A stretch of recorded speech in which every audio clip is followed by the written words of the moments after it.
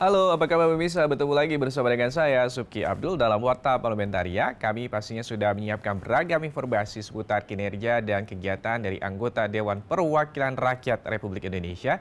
Dan inilah Warta Parlamentaria selengkapnya.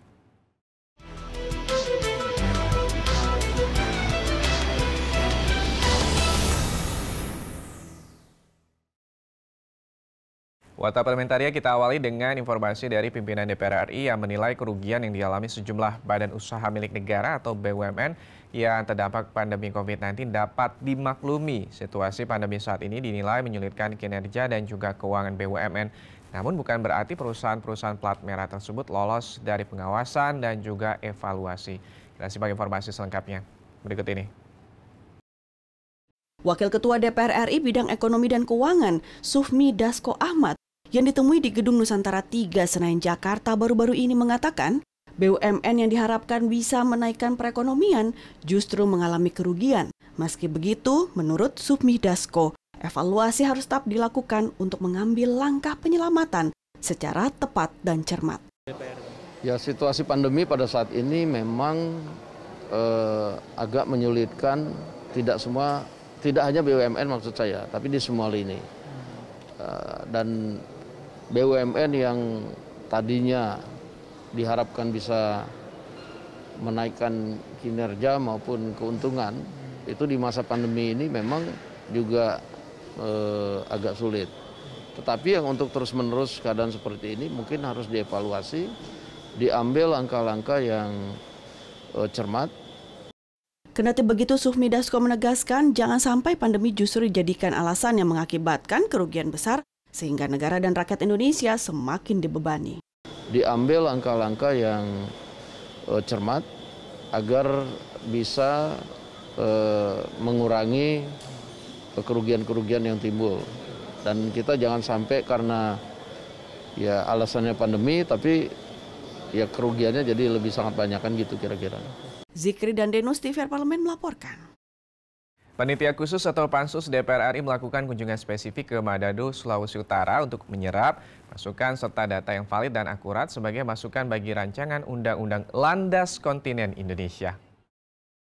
Usai memimpin pertemuan dengan perwakilan Kementerian Kelautan dan Perikanan, Gubernur Sulawesi Utara, Komandan Lantamal TNI AL, Kepala Kantor Kamla Zona Maritim, Forum Koordinasi Pimpinan Daerah, Kepala Divisi Regional PT Telekomunikasi Indonesia TBK Sulut, serta Kepala Kantor PT Pertamina.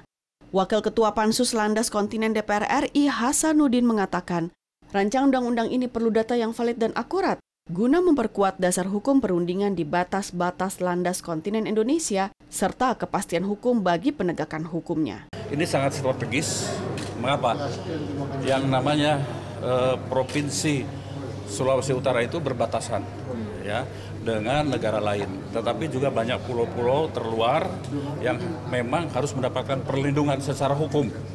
Undang-Undang nomor 1 tahun 73 itu sudah tua. Hasanuddin menjelaskan rancangan undang-undang ini bertujuan mengamankan kepentingan nasional Indonesia di laut, terutama yang berkaitan dengan pengelolaan sumber daya alam. Harapannya dengan adanya undang-undang ini, keamanan di sekitar perbatasan lebih terjaga. Soal eksplorasi itu begini, ketika kami declare bahwa ini wilayah laut Indonesia, maka nanti tim survei harus melihat. Setelah di dalam laut itu ada apa, silahkan Pemda bekerja sama dengan pemerintah pusat untuk eksplorasi. Dan tentu setiap apapun ya milik negara dipakai untuk kepentingan negara dan rakyat itu. Dari Provinsi Sulawesi Utara, Tegar Aziz, TVR Parlemen melaporkan. Kita ke informasi selanjutnya, Badan Keahlian Sekretariat Jenderal DPR RI mendorong sistem Big Data yang terintegrasi guna membantu perencanaan, penyusunan undang-undang dan juga anggaran, kinerja pengawasan lembaga kedewanan serta mempermudah anggota dewan memperoleh data dan juga informasi yang akurat. Ditemui usai rapat koordinasi di Kompleks DPR RI Senayan Jakarta belum lama ini, Kepala Badan Keahlian Sekretariat Jenderal DPR RI, Innocentius Samsul mengatakan, menurutnya saat ini data yang dibutuhkan anggota dewan masih disajikan terpisah, sehingga butuh konsolidasi jaringan data dari pusat untuk mempermudah pelayanan terhadap anggota dewan. Sehingga nanti pertama tidak ada sekat-sekat antara pusat Lalu kemudian yang kedua bisa juga melayani kebutuhan dewan dengan cepat gitu dengan satu kunci ya master key-nya, terus kemudian anggota dewan bisa melakukan selancar terhadap data dan informasi yang ada di badan keahlian. Innocentius Samsul menambahkan, sistem big data akan meningkatkan kualitas data dan informasi tentang penyusunan anggaran dan undang-undang. Hal ini juga membuka ruang partisipasi publik dalam melakukan pengawasan terhadap penyusunan perundang-undangan. Untuk itu, Innocentius Samsul mendorong peningkatan kualitas SDM yang ahli di bidang teknologi informasi. Sistem dan aplikasi saja tidak cukup. Kalau manusianya tidak mendukung, dalam arti masih berpikir cara lama, sehingga orang masuk di website atau big datanya badan keahlian untuk DPR itu orang tertarik gitu loh, dan senang ya, ketimbang dengan menggunakan cara-cara yang konvensional. Hilman dan Aang, TVR Parlemen melaporkan. Pemirsa jangan kemana-mana karena kami masih memiliki banyak informasi lain dalam Warta Parlementaria, diantaranya datang dari Komisi 6 DPR RI yang dorong Pertashop bantu kebutuhan konsumsi BBM. Setelah jeda berikut ini.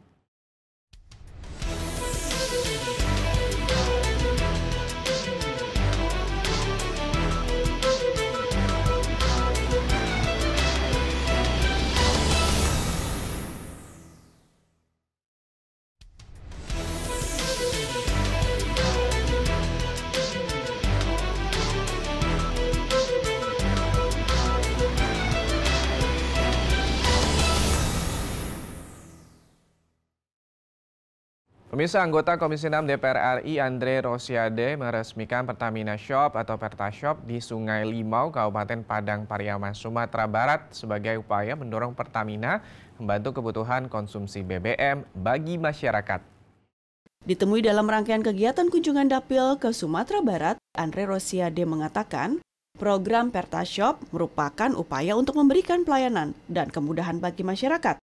Bagaimana masyarakat bisa mendapatkan BBM non-subsidi maupun LPG non-subsidi serta produk-produk retail Pertamina lainnya secara murah, mudah, dan dekat dengan masyarakat. Bahwa insya Allah sudah 105 yang sudah hadir Pertashop di Sumatera Barat dan insya Allah akhir tahun 300. Andre menegaskan, digitalisasi SPBU perlu dilakukan Pertamina di daerah, khususnya di wilayah Sumatera Barat, guna mencegah kelangkaan solar subsidi dan menutup akses tindakan kejahatan penimbunan BBM yang dilakukan oknum tertentu. Sehingga tidak ada lagi solar subsidi itu dipakai oleh orang yang tidak bertanggung jawab. Apakah dibawa ke luar Sumatera Barat, diduga ini kan dibawa ke arah Riau dan ke arah Medan untuk dipakai untuk perkebunan kelapa sawit atau pabrik-pabrik lain. Nah, dengan digitalisasi itu kita bisa kontrol, itu satu. Yang kedua, sebagai anggota DPR RI mewakili Sumatera Barat, saya sudah berjuang agar kuota solar subsidi juga sudah bertambah di Sumatera Barat. Dan itu sudah di-approve, BPH Migas sudah mengeluarkan SK itu. Dari Kabupaten Padang Pariaman, Sumatera Barat, Ajib dan Edo, TVR Parlemen melaporkan. Kita ke informasi selanjutnya, pasca kebocoran data kependudukan yang terjadi di beberapa daerah, Komisi 2 meminta aspek pengamanan data untuk segera diperbaiki. Hal itu untuk meminimalisir kebocoran data yang lebih luas. Anggota Komisi 2 Anwar Hafid meminta Dukcapil untuk memitigasi resiko kebocoran data penduduk dengan memperkuat firewall dan sistem pengamanan lainnya. Sehingga dengan begitu, data kependudukan di seluruh daerah aman dari ulah oknum yang tidak bertanggung jawab. Ini harus menjadi hal yang sangat penting, prioritas untuk dilakukan, terutama Dukcapil, Dirjen Kependudukan dan Catatan Sipil misalnya, dan instansi terkait yang berkaitan dengan persoalan data warga negara untuk segera membenahi, melakukan mitigasi. Anwar mengatakan lemahnya sistem keamanan data kependudukan ini harus menjadi pelajaran bagi Dukcapil Kemendagri. Anwar juga mengingatkan kepada seluruh Pemda untuk memperkuat penanganan server lokal data tersebut, segera lakukan sinkronisasi data. Ini koreksi yang sangat besar buat kita karena sekali lagi saya ingin tegaskan bahwa data pribadi itu adalah hak warga negara untuk dilindungi oleh negara. Dan kalau ini terjadi, ini koreksi besar. Bagaimana sistem kita ternyata belum bisa menjamin total keamanan data pribadi warga. Maka solusinya adalah yang pertama segera dilakukan sinkronisasi data. Jadi perbaikan sistem data yang benar-benar aman buat data pribadi masyarakat kita.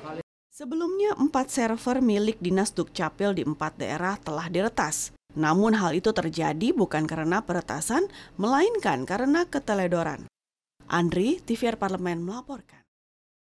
Ya pemirsa, terkait masih banyaknya nasib tenaga honorer di Indonesia yang masih belum jelas status kepegawaiannya, Komisi 2 DPR RI mengajak seluruh tenaga honorer terutama dalam sektor pendidikan untuk segera ikut serta dalam pendaftaran calon pegawai negeri sipil atau CPNS dan pegawai pemerintah dengan perjanjian kerja atau P3K tahun 2021. Ditemui di Gedung Nusantara 2 DPR RI Senayan Jakarta baru-baru ini, Ketua Komisi 2 DPR RI, Ahmad Doli Kurnia Tanjung menyatakan salah satu cara untuk para tenaga honorer pendidikan yang memiliki kesulitan untuk mendaftarkan diri menjadi CPNS yang terganjal dengan syarat usia, bisa mendaftarkan dirinya menjadi PPPK. Nah, jadi pasti tidak semua bisa ikut. Nah, yang paling mungkin itu adalah di P3K. Nah, saya kira dengan kebijakan pemerintah dalam hal ini Kementerian PAN-RB kemarin memberikan prioritas atau alokasi yang cukup banyak, ya, formasi yang cukup banyak untuk P3K, itu memberikan peluang kepada Bapak Ibu yang sekarang tenaga honorer itu bisa ikut. Doli menambahkan terdapat beberapa kesulitan yang dihadapi baik dari pemerintah pusat maupun pemerintah daerah untuk bisa menentukan jumlah formasi yang tepat terkait tenaga honorer pendidikan yang bisa ikut serta dalam seleksi PPPK.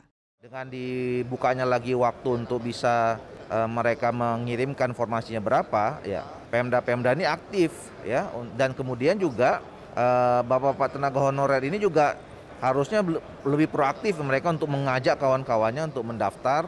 Ilah dan Rian, TVR Parlemen melaporkan. Pemirsa, kami masih memiliki banyak informasi lain dalam Warta Parlementaria. Pastikan Anda tetap bersama kami.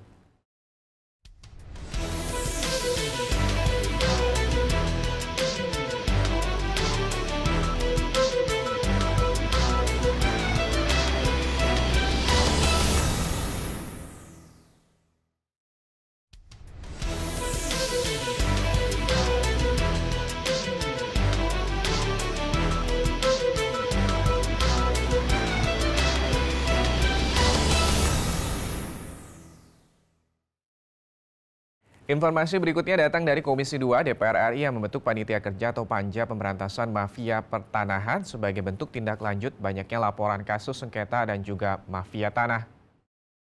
Ditemui di Gedung DPR RI Jakarta, Ketua Komisi 2 Ahmad Doli Kurnia Tanjung menyampaikan selain Panja Pemberantasan Mafia Pertanahan, Komisi 2 telah membentuk Panja Evaluasi Pengukuran Ulang Hak Guna Bangunan, Hak Guna Usaha, Hak Pengelolaan, serta Panja Tata Ruang. Menurut Ahmad Doli, masalah sengketa tanah dapat diselesaikan dengan melihat berbagai perspektif secara integratif. Perspektif tapi secara integratif, ya. Misalnya lah, kita setuju bahwa sekarang kita pelan-pelan mencoba mengurai, ya, masalah praktik-praktik mafia pertanahan ini. Tetapi di sisi lain sebetulnya